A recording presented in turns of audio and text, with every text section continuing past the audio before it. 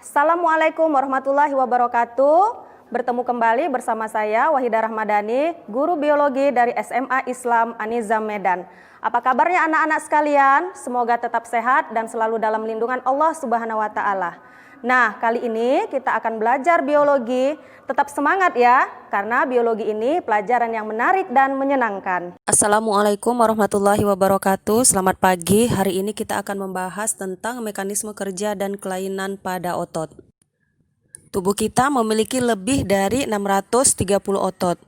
Nah, otot-otot tersebut mengerjakan semuanya, dari mulai memompa darah ke seluruh tubuh hingga membantu kita misalnya mengangkat tas yang berat. Nah, beberapa jenis otot ini bekerja atas kendali kita, tetapi otot-otot lainnya seperti otot jantung ini bekerja tanpa kita memikirkannya sama sekali. Otot merupakan alat gerak aktif. Tanpa adanya otot, tulang tidak dapat bergerak sama sekali. Sel-sel otot memiliki struktur serabut kontraktil sehingga mampu berkontraksi untuk menghasilkan gerakan. Otot bekerja dengan cara kontraksi, memendek, dan relaksasi, memanjang. Kontraksi otot menghasilkan tenaga mekanis untuk pergerakan. Sekarang kita bahas tentang struktur otot rangka. Otot rangka sering juga disebut dengan otot lurik karena biasanya melekat pada rangka atau tulang. Yang melekatkan atau menghubungkan otot dengan tulang disebut juga dengan tendon. Nih, tendon. Sebuah otot tersusun atas banyak sekali berkas-berkas otot. Tiap berkas otot merupakan kumpulan dari banyak sekali serabut otot. Nah, tiap serabut otot ini mengandung ribuan serabut silindris yang lebih kecil. Ya, mengandung ribuan serabut silindris yang lebih kecil. Serabut-serabut kecil itu tersusun atas protein yang dinamakan dengan miofibril. Ya, dinamakan dengan miofibril. Miofibril itu terletak di sepanjang serabut otot. Di dalam miofibril terdapat unit-unit kecil yang disebut dengan miofilamen atau sarkomer. Sarkomer terdiri atas filamen aktin dan filamen miosin yang tebal. Perhatikan gambar berikut. Ini tadi ada miofibril atau serabut-serabut kecil otot. Nah, di dalam miofibril ini terdapat miofilamen atau sarkomer. Ini jika kita uraikan sarkomernya, sarkomer ini terdiri dari filamen aktin yang tipis dan filamen miosin yang tebal. Aktinnya ini ya, yang tipis ini. Sementara miosinnya nih yang merah tebal di tengah. Ini miosin. Tiap molekul miosin memiliki kepala seperti bongkol, ini. Nah, bongkol ini membentuk jembatan antar filamen dan merupakan tempat perlekatan antara aktin serta tempat perlekatan ATP atau energi. Di dalam sarkomer, filamen aktin dan miosin tersusun secara berselang-seling. Ini aktin, miosin, aktin, miosin, aktin, miosin, aktin. Jadi susunannya berselang-seling ya. Nah, pola selang-seling filamen aktin dan miosin ini memberikan penampakan berlurik-lurik pada miofibril. Daerah gelap pada sarkomer yang mengandung aktin dan miosin dinamakan pita A. Jadi sarkomer ini sepanjang ini ya. Nih, untuk bagian gelapnya yang mengandung aktin dan mengandung miosin ini disebut dengan pita A. Ini ya, pita A. Di sini ada aktinnya, ada miosinnya juga. Selanjutnya, daerah yang hanya mengandung miosin ini disebut dengan pita H atau zona H. Ini hanya ada miosin di sini. Lalu di ujung sarkomer ini terdapat daerah yang hanya mengandung aktin. Ini dinamakan pita I. Ya, hanya mengandung aktin, ini dinamakan pita I atau zona I. Nah, terakhir garis Z. Ini ya, garis Z. Ini adalah daerah batas antara dua sarkomer. Jadi ini di sebelah sini nanti ada sarkomer lagi, atau di sebelah sini ini juga nanti ada sarkomer lagi. Otot bekerja dengan dua cara, yaitu kontraksi dan relaksasi. Kontraksi otot adalah keadaan saat otot menegang dan memendek sehingga kemudian dapat menggerakkan tulang atau rangka tubuh kita. Sementara relaksasi adalah kondisi ketika otot kembali memanjang. Unit fungsional dari otot rangka disebut dengan sarkomer yang tersusun oleh aktin dan miosin. Di sini ada contoh dari kontraksi dan relaksasi. Ini ada contoh otot bisep dan otot tricep. Cara kerja dari otot bisep dan otot tricep ini saling berlawanan ya. Saat otot bisep berkontraksi, maka otot tricep akan berelaksasi. Demikian pula sebaliknya, saat otot tricep berkontraksi, maka otot bisep akan berelaksasi. Nah, ciri dari otot sedang melakukan kontraksi ini akan kelihatan. Otot akan memendek, kemudian menebal dan menegang ya. Sementara untuk relaksasi ini kebalikannya, otot akan memanjang. Kontraksi atau gerak pada otot rangka ini akan terjadi apabila ada stimulus atau rangsangan dari motor neuron. Motor neuron merupakan akson sel saraf yang berhubungan dengan sel otot. Kedua komponen tersebut akan membentuk struktur persambungan yang dinamakan neuromuscular junction. Ini bisa dilihat ya. Di sini ada sel saraf. Saraf ini kemudian akan berhubungan dengan sel otot. Nah, ini yang bawahnya ada sel otot. Ada sarkolema di sini ya. Jadi, untuk tahap kontraksi ini terjadi apabila ada rangsangan dari neuron yang akan nanti dikirimkan ke serabut otot. Mekanisme kontraksi otot berhubungan dengan pergeseran filamen aktin oleh filamen tebal atau miosin, atau dikenal dengan istilah teori pergeseran filamen. Nah, untuk membuat otot berkontraksi, ini filamen miosin akan menggeser filamen aktin sehingga sarkomer memendek. Nah, jadi yang menggeser filamen aktinnya adalah bagian bongkol kepala dari si miosinnya. Di sini di ujungnya ini tadi ada bongkolnya. Jadi bongkolnya inilah yang memaksa aktin untuk bergerak ya, atau bergeser dari zona I ke arah zona H.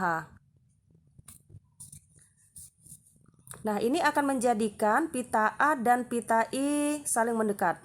Hal ini terjadi karena filamen aktin ini akan memasuki zona H, sehingga filamen aktin saling tumbang tindih dengan filamen miosin. Karena semua sarkomer di dalam miofibril memendek, maka miofibril juga ikut memendek. Akibatnya serabut otot juga ikut memendek. Pada keadaan demikian, otot disebut dengan kontraksi. Nah, ketika otot berelaksasi, ini akan kembali ke keadaan semula ya. Filamen aktin dan miosin ini akan bergeser ke posisi semula. Jadi miosinnya akan kembali lagi ke posisi semula. Dari saraf ini, rangsangan saraf akan berjalan nanti di sepanjang sarkolema, kemudian menuju ke tubulus T. Nih ya, menuju ke tubulus T. Di tubulus T ini nanti akan terjadi stimulasi pelepasan kalsium dari retikulum sarkoplasma. Nah, pelepasan kalsium ini nanti akan menyebabkan aktin, ini tadi aktin ya, aktin akan bergeser, memendek, dan menyebabkan otot berkontraksi. Untuk dapat berkontraksi, otot memerlukan energi yang berupa senyawa ATP. Energi tersebut berasal dari senyawa kimia yang terkandung dalam makanan, misalnya glukosa. Karena otot merupakan jaringan yang aktif, sel-sel otot memiliki banyak mitokondria, yaitu organel sel yang berperan dalam respirasi untuk pembentukan energi. Oleh mitokondria, sel-sel otot, glukosa nanti akan diubah menjadi energi dalam bentuk ATP melalui peristiwa respirasi aerob. Nah, untuk respirasi anaerob ini juga nanti akan dihasilkan energi atau ATP, tapi jumlahnya ini jauh lebih kecil dari respirasi aerob. ATP yang dihasilkan dari respirasi anaerob ini juga dapat digunakan untuk kontraksi otot. Perbandingan ATP yang dihasilkan dari respirasi aerob dan anaerob adalah untuk respirasi anaerob ATP yang dihasilkan sebesar 36 sampai 38 ATP, sementara untuk respirasi anaerob dihasilkan hanya 2 molekul ATP. Dalam kondisi anaerob, reaksi penguraian glukosa dan asam lemak nanti akan dapat menghasilkan asam laktat. Hal ini terjadi apabila kontraksi otot terlalu giat dan terlalu lama bekerja, sehingga pasokan oksigen dari sistem peredaran darah tidak mencukupi. Akibatnya, ini akan terjadi proses pernapasan anaerob pada jaringan otot yang nantinya akan menghasilkan asam laktat. Nah, pembentukan asam laktat ini akan menyebabkan kram otot dan otot cepat mengalami kelelahan. Perhatikan bagian berikut, di sini ada impuls. Impuls ini dibawa oleh saraf. Nah, adanya hubungan antara saraf dengan otot ini nanti akan menimbulkan impuls dari saraf yang mengakibatkan neurotransmitter mengeluarkan asetilkolin. Nah, asetilkolin ini nanti akan menyebabkan pergerakan antara aktin dan miosin sehingga disebut nanti dengan aktomiosin. Nah, pergerakan ini menyebabkan otot akan mengalami kontraksi. Untuk proses pergerakan otot ini akan diperlukan energi. Energi dapat berasal dari respirasi aerob maupun dari respirasi anaerob. Dalam mekanisme pergerakan otot ini ada hubungan yang sangat erat antara aktin dan miosin. Nah, di sini ada miosinnya, ini miosin, ini ada aktinnya. Filamen tipis aktin ini berhubungan erat dengan pengaturan protein yang disebut dengan troponin dan tropomiosin. Ini troponinnya, yang bulat-bulat ini troponin. Kemudian ini adalah tropomiosin. Ini tropomiosinnya. Sementara yang kuning ini adalah aktinnya. Adanya hubungan antara saraf dengan otot akan menimbulkan impuls dari saraf yang mengakibatkan neurotransmitter akan mengeluarkan asetilkolin. Ya, akan mengeluarkan asetilkolin. Asetilkolin itu sendiri nantinya akan dilepaskan kepada reseptor otot melalui celah sinapsis atau celah sinaps.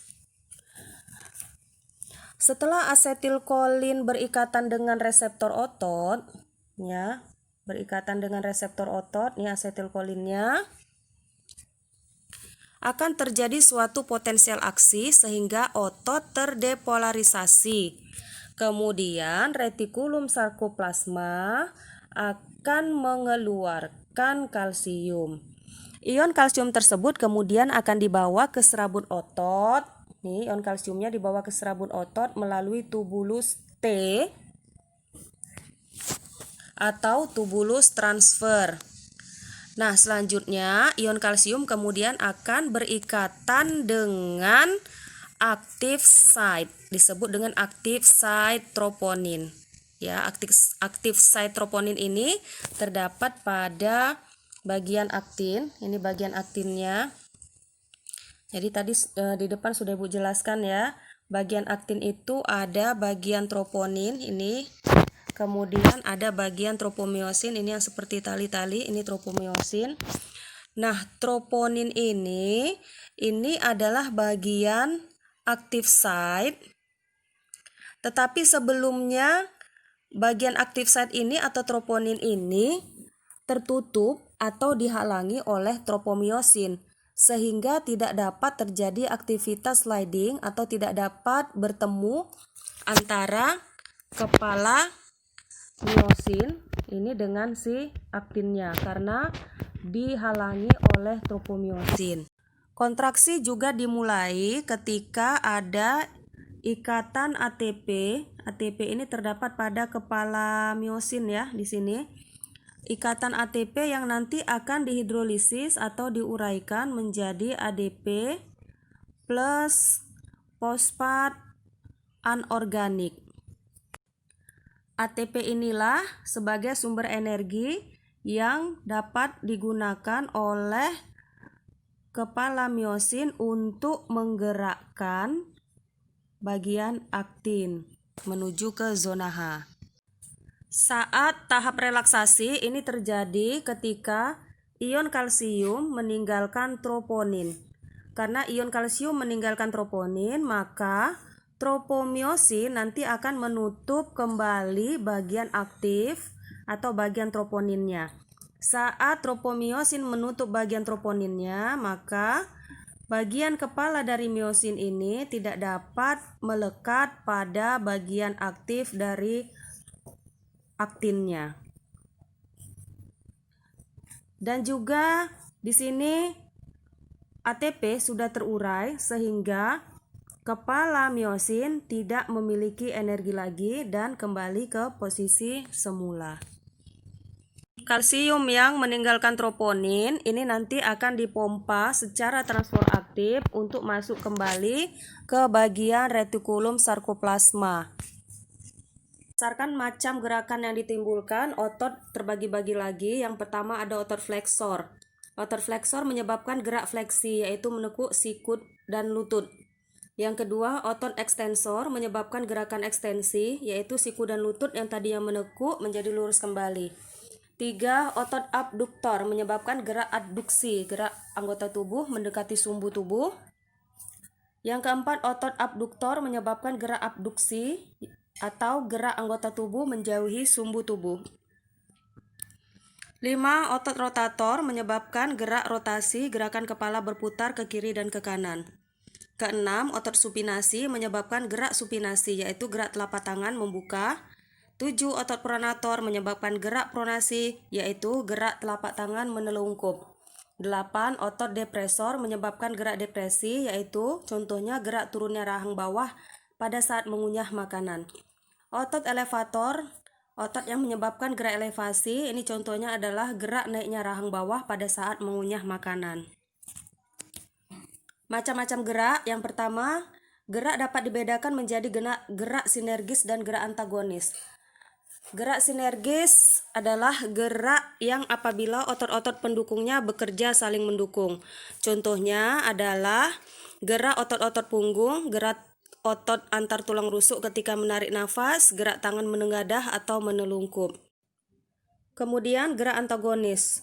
Antagonis ini artinya berlawanan ya. Ini dapat terjadi apabila otot-otot pendukung bekerja saling berlawanan, yaitu satu otot berkontraksi dan otot pasangan. Contoh gerak antagonis lainnya adalah gerak abduksi dan adduksi, yaitu gerak menjauhi dan mendekati, dan gerak depresi atau elevasi, yaitu gerakan menurunkan dan mengangkat. Demikianlah pembelajaran kita hari ini. Sampai bertemu kembali di video pembelajaran berikutnya.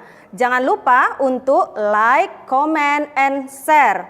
SMA Islam An-Nizam, unggul, cerdas, Islami. Assalamualaikum warahmatullahi wabarakatuh.